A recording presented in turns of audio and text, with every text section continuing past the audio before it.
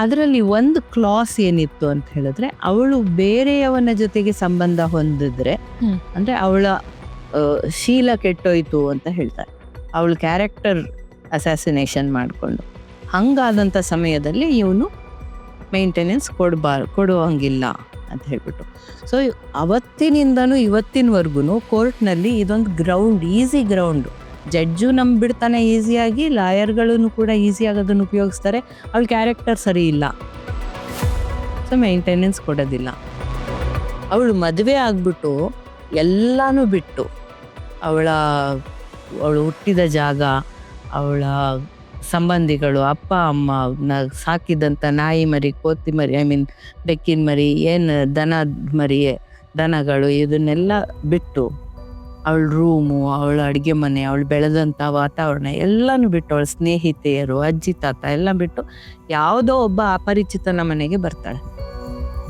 ಅಲ್ಲಿವರೆಗೂ ಆ ಕುಟುಂಬ ಅವಳನ್ನು ಹೆಂಗೆ ಬೆಳೆಸಿರ್ತದೆ, ನೀನು ಯಾರನ್ನೂ ಯಾವ ಹುಡುಗನ ಜೊತೆನೂ ಸ್ನೇಹ ಮಾಡ್ಕೋಬಾರ್ದು, ಯಾವುದು ಬಾಯ್ ಫ್ರೆಂಡ್ ಮಾಡ್ಕೋಬಾರ್ದು, ನಿನ್ನ ಕ್ಯಾರೆಕ್ಟರ್ ಕೆಟ್ಟೋಗ್ಬಿಡತ್ತೆ, ಸೊ ಯಾರ ಹತ್ರನೂ ಮಾತಾಡಬಾರ್ದು, ಎಲ್ಲೂ ಹೊರಗಡೆ ಉಳಿಬಾರ್ದು, ಎಲ್ಲೂ ಹೊರಗಡೆ ಹೋಗಬಾರ್ದು, ಗಂಡಸರುಗಳು ಸರಿ ಇಲ್ಲ ಅಂತ ಹೇಳಿ ಬುದ್ಧಿ ಕಲಿಸಿರ್ತಾರೆ, ಮನೆಯನ್ನ ಕಂಡೀಷನ್ ಮಾಡಿಬಿಟ್ಟಿರ್ತಾರೆ.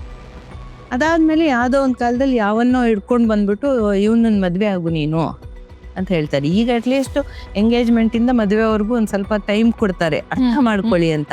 ಅದು ಅರ್ಥ ಮಾಡ್ಕೊಳ್ಬೇಕಾದ್ರೆ ಅವಳಿಗೆ ಹೆಂಗೆ ಅರ್ಥ ಮಾಡ್ಕೋಬೇಕು, ಅವನನ್ನ ಏನು ಪ್ರಶ್ನೆ ಕೇಳಬೇಕು, ಏನು ಎಕ್ಸ್ಪೀರಿಯನ್ಸ್ ಇರಬೇಕು ಪ್ರಶ್ನೆ ಕೇಳೋಕ್ಕೂ ಕೂಡ, ಇದನ್ನು ಯಾರೂ ಹೇಳ್ಕೊಡಲ್ಲ ಅವಳಿಗೆ. ಅವನು ಏನು ಅಂತ ನೀನು ಅರ್ಥ ಮಾಡ್ಕೋಬೇಕಾದ್ರೆ ಇಂತಿಂಥ ಪ್ರಶ್ನೆ ಕೇಳು ಅವನನ್ನ ಅಂತ ಹೇಳೋದಿಲ್ಲ. ಅದಕ್ಕೆ ಬೆಸ್ಟ್ ಎಕ್ಸಾಂಪಲ್ ಅಂತ ಅಂದರೆ ಆ್ಯಕ್ಚುಲಿ ಈ ಟ್ವಿಂಕಲ್ ಖನ್ನಾ, ಅಕ್ಷಯ್ ಕುಮಾರ್ ಟ್ವಿಂಕಲ್ ಖನ್ನಾ ಮದುವೆ ಆದಾಗ ಟ್ವಿಂಕಲ್ ಖನ್ನಾ ಅವನದು ಫ್ಯಾಮಿಲಿ ಹೆಲ್ತ್ ಹಿಸ್ಟ್ರಿ ತೆಗೆದು ಟೆಸ್ಟ್ ಮಾಡಿರ್ತಾಳಂತೆ. ಇವನಿಗೆ ಏನಾದ್ರು ಜೆನೆಟಿಕಲಿ ಕಾಯಿಲೆಗಳಿದಾವ, ಇವನ್ ಫ್ಯಾಮಿಲಿ ಹಿಸ್ಟ್ರಿ ಹೇಗಿದೆ ಅಂತೆಲ್ಲ. ಸೊ ಅದನ್ನು ನೋಡೋದು ಕೂಡ ಅಗತ್ಯ ಆಗತ್ತೆ ಒಂದು. ಮತ್ತು ಅವ್ರ ಜೊತೆ ಒಡನಾಡಿದಾಗ, ನೀವು 6 ತಿಂಗಳು 1 ವರ್ಷನೋ ಅವ್ರ ಜೊತೆ ಒಡನಾಡಿದಾಗ ಆ ವ್ಯಕ್ತಿ ಹೇಗೆ ಅಂತ ಅರ್ಥ ಆಗತ್ತೆ ನಿಮಗೆ. ಆದರೆ ಅದನ್ನು ಸಮಾಜ ಒಪ್ಪೋದಿಲ್ಲ ಅಲ್ಲ. ಹಾಂ, ಅದನ್ನೇ ಹೇಳೋದು ನಾವು. ಪುರುಷರಿಗೆ ಅಷ್ಟು ಭಯ ಇದೆ. ಇವಳು ಅವನನ್ನು ಅರ್ಥ ಮಾಡ್ಕೊಳಕ್ಕೆ ಹೋದಾಗ ಅವನು ಸರಿ ಇಲ್ಲ ಅಂತ ಗೊತ್ತಾಗ್ಬಿಟ್ಟು ಬಿಟ್ಬಿಟ್ಟು ಹೋಗ್ತಾಳಲ್ಲ. ನಾನು ನಿನ್ನ ಜೊತೆ ಜೀವನ ಮಾಡೋಕ್ಕಾಗೋದಿಲ್ಲ, ನೀನು ಕೋಪಿಷ್ಟ, ನೀನು ಒಂಚೂರು ಗೌರವ ಕೊಡೋಕ್ಕೆ ಬರೋದಿಲ್ಲ, ಮ್ಯೂಚುವಲ್ ರೆಸ್ಪೆಕ್ಟ್ ಕೊಡೋಕ್ಕೆ ಬರೋದಿಲ್ಲ, ಅಷ್ಟು ಅಫೆಕ್ಷನೇಟಾಗಿ ನೀನಿರಲ್ಲ, ನನ್ನನ್ನು ಅಷ್ಟು ಗೌರವಿಸೋದಿಲ್ಲ, ಅಷ್ಟು ಪ್ರೀತಿಸೋದಿಲ್ಲ, ಅಷ್ಟು ನಂಬೋದಿಲ್ಲ ಅಂತ ಎಲ್ಲ ಅವನು ಗುಣಗಳೇನಾದ್ರು ಇವಳಿಗೆ ಗೊತ್ತಾದರೆ ಆವಾಗ ಅವಳು ರಿಜೆಕ್ಟ್ ಮಾಡ್ತಾಳಲ್ಲ. ಅದನ್ನು ಸಹಿಸ್ಕೊಳ್ಳೋಕ್ಕೆ ನಮ್ಮ ದೇಶದ ಗಂಡಸರುಗಳು ರೆಡಿ ಇಲ್ಲ. ಆದರೂ ಮೇಡಮ್, ಇವತ್ತು ಸಮಾಜದಲ್ಲಿ ಪುರುಷ ಪ್ರಧಾನ ವರ್ಗ ಅಂತ ಏನು ಹೇಳ್ತೀವೋ ಅವ್ರಿಗೂ ಒಂದಷ್ಟು ಹೇಳ್ತಾರೆ, ಇವತ್ತಿನ ಜನತೆಗಳಿಗೆ ನಾವು ಫುಲ್ಲಾಗಿ ಫ್ರೀಡಮ್ ಕೊಟ್ಬಿಟ್ಟಿದ್ದೀವಿ, ಅವ್ರು ಎಲ್ಲ ಕಡೆ ಹೋಗ್ತಿದ್ದಾರೆ, ಇರ್ತಿದ್ದಾರೆ, ಲಿವಿಂಗ್ ಟುಗೆದರ್ ಅಂತ ಸ್ವಲ್ಪ ದಿನ ಇರ್ತಾರೆ, ನಂತರ ಒಬ್ಬರೊಬ್ಬರನ್ನ ಅರ್ಥ ಮಾಡ್ಕೊಂಡು ಮದುವೆ ಮಾಡ್ಕೊತಾರೆ, ಇಷ್ಟೆಲ್ಲ ಫ್ರೀಡಮ್ಸ್ ಇದೆ ಅಂತ ಹೇಳ್ತಿರ್ತಾರೆ. ಆದರೂ ಕೂಡ ಇವತ್ತಿನ ಆಧುನಿಕ ಮಹಿಳೆ ಸಮಸ್ಯೆಗಳನ್ನು ಎದುರಿಸ್ತಾ ಇದ್ದಾಳ. ಹೇಗೆ ನೀವು ಇದನ್ನು ವಿಶ್ಲೇಷಣೆ ಮಾಡ್ತೀರಿ? ಅದೇ, ಮಹಿಳೆ ಲಿವಿಂಗ್ ಟುಗೆದರ್ ಅಲ್ಲಿ it's a test period for both of them. ಅಲ್ಲಿ ಮ್ಯೂಚುವಲ್ ಅಂಡರ್ಸ್ಟ್ಯಾಂಡಿಂಗ್ ಇದ್ರೆ, ಪರಸ್ಪರ ಗೌರವ, ಪರಸ್ಪರ ಪ್ರೀತಿ, ವಿಶ್ವಾಸ, ನಂಬಿಕೆಗಳು ಇದ್ರೆ ಅದು ಚೆನ್ನಾಗಿ ಮುಂದುವರ್ಕೊಂಡು ಹೋಗತ್ತೆ. ಎಲ್ಲಿ ಪರಸ್ಪರ ನಂಬಿಕೆ, ಗೌರವ ಇರಲ್ವೋ, ಎಸ್ಪೆಷಲಿ ಗೌರವ, ಪ್ರೀತಿ ಮತ್ತೆ ಪರಸ್ಪರ ಪ್ರೀತಿ ಮತ್ತೆ ಪರಸ್ಪರ ಗೌರವ, ಪರಸ್ಪರ ನಂಬಿಕೆ, ಇವು 3 ಮ್ಯಾಂಡೇಟ್ರಿ ಸೂತ್ರಗಳು, ಕಡ್ಡಾಯ ಸೂತ್ರಗಳು. ಒಂದು ಇಬ್ರು ವ್ಯಕ್ತಿಗಳು ಜೊತೆಗಿರ್ಬೇಕು ಅಂತ ಹೇಳಿದ್ರೆ, ಅದು ಗಂಡಾಗ್ಬೋದು, ಹೆಣ್ಣು ಗಂಡಾಗ್ಬೋದು, ಹೆಣ್ಣು ಆಗ್ಬೋದು, ಯಾರೇ ಆಗ್ಬೋದು. ಈವನ್ ನೀವು ಅಕ್ಕ ತಂಗಿಯರು, ಅಮ್ಮ ಮಕ್ಕಳು ಕೂಡ ಮನೆಯಲ್ಲಿ ಯಾಕೆ ಕ್ಲಾಶಸ್ ಆಗ್ತವೆ ಅಂತ ಹೇಳಿದ್ರೆ, ಈ 3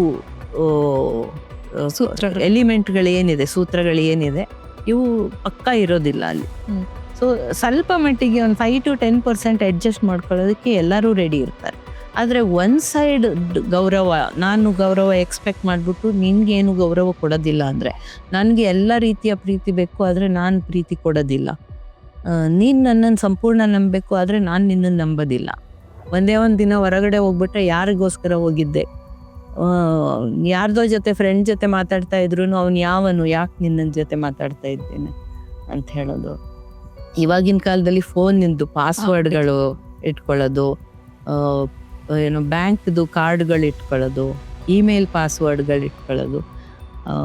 ಸೊ ಇವೆಲ್ಲ ಏನಿದೆ ನಂಬಿಕೆಯನ್ನು ಕಳ್ಕೊಂಡು ಬಿಟ್ಟಿದ್ರೆ ಮಾತ್ರ ಅದಾಗತ್ತೆ. ಪರಸ್ಪರ ನಂಬಿಕೆ ಇದ್ದರೆ ಇಬ್ರೂ ಯಾರೂ ಡೌಟ್ ಮಾಡಬೇಕಾಗಿಲ್ಲ. ಆದರೆ ಈ ಡೌಟ್ ಇದ್ದಾಗ ಸಂಬಂಧ ಉಳಿಯೋದಿಲ್ಲ.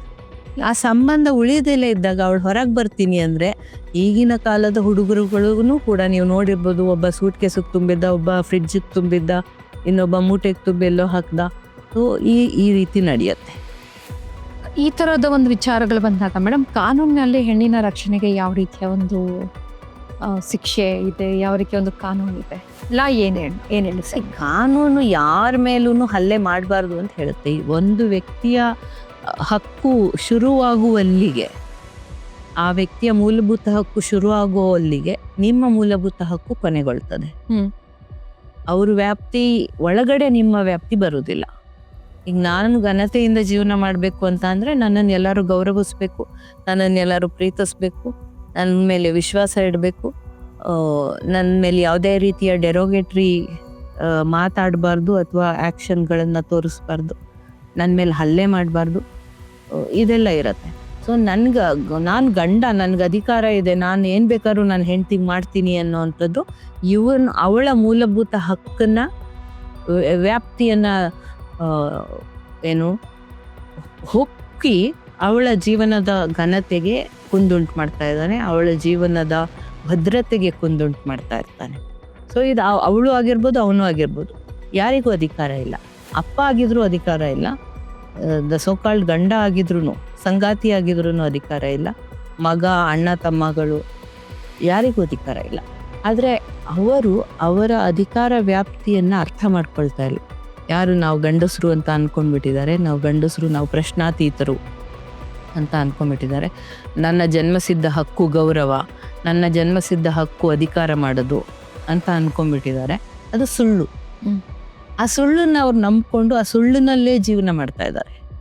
ಅವರು ಆ ಸುಳ್ಳಿಂದ ಹೊರಗಡೆ ಬರಬೇಕು. ಅಲ್ಲಿವರೆಗೂ ನಮ್ಮ ದೇಶದಲ್ಲಿ ಸಮಾನತೆ ಬರುವುದಿಲ್ಲ.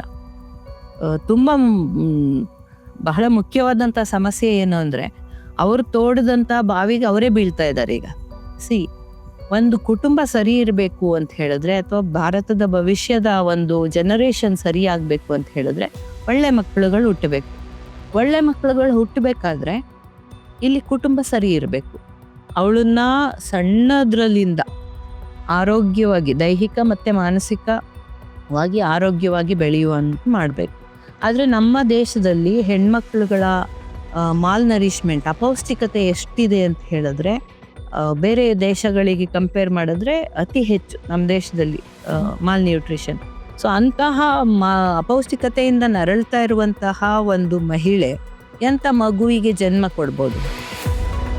ಮತ್ತು ಹೆದರಿ ಬೆದರಿ ಜೀವನ ಮಾಡ್ತಾ ಇರುವಂಥ ಮಹಿಳೆ, ಒಂದು ಸುಖ ಇಲ್ಲ, ಒಂದು ಖುಷಿ ಇಲ್ಲ, ಒಂದು ಸಮಾಧಾನ ಇಲ್ಲ, ನೆಮ್ಮದಿ ಇಲ್ಲ, ಅಂಥ ಮಹಿಳೆ ಪ್ರೆಗ್ನೆಂಟ್ ಆಗಿ ಎಂಥ ಮಗುವಿಗೆ ಜನ್ಮ ಕೊಡ್ಬೋದು? ಮಗು ಹೊಟ್ಟೆ ಒಳಗಡೆಯಿಂದನೂ ಕೂಡ ಇದನ್ನೆಲ್ಲ ನೋಡ್ಕೊಂಡೇ ಬೆಳೆಯುತ್ತಲ್ಲ. ಬೆಳೆದ ಮೇಲೆ, ಈಚೆ ಬಂದ ಮೇಲೂ ಕೂಡ ಅಪ್ಪ ಅಮ್ಮಂಗೆ ಹೊಡೆಯೋದನ್ನ ನೋಡುತ್ತೆ, ಅಮ್ಮ ಅಳೋದನ್ನ ನೋಡುತ್ತೆ, ಅಮ್ಮ ಹೆದರ್ಕೊಳ್ಳೋದನ್ನ ನೋಡುತ್ತೆ, ಅಮ್ಮ ದಾಸಿ ಥರ ಕೆಲಸ ಮಾಡೋದನ್ನ ನೋಡುತ್ತೆ, ಅಪ್ಪ ಅಧಿಕಾರಯುತವಾಗಿ ದರ್ಪ ಮಾಡೋದನ್ನ ನೋಡುತ್ತೆ. ಸೊ ಅವನು ಕ್ರೂರಿ, ಇವಳು ಅಸಹಾಯಕಳು. ಸೊ ಮಾಡೆಲ್ ಯಾರು ಆ ಮಗುಗೆ? ಸುಮನ್ ಟಿವಿ ಕನ್ನಡದಲ್ಲಿ ಜಾಹೀರಾತು ನೀಡಲು ಸಂಪರ್ಕಿಸಿ 9686376663.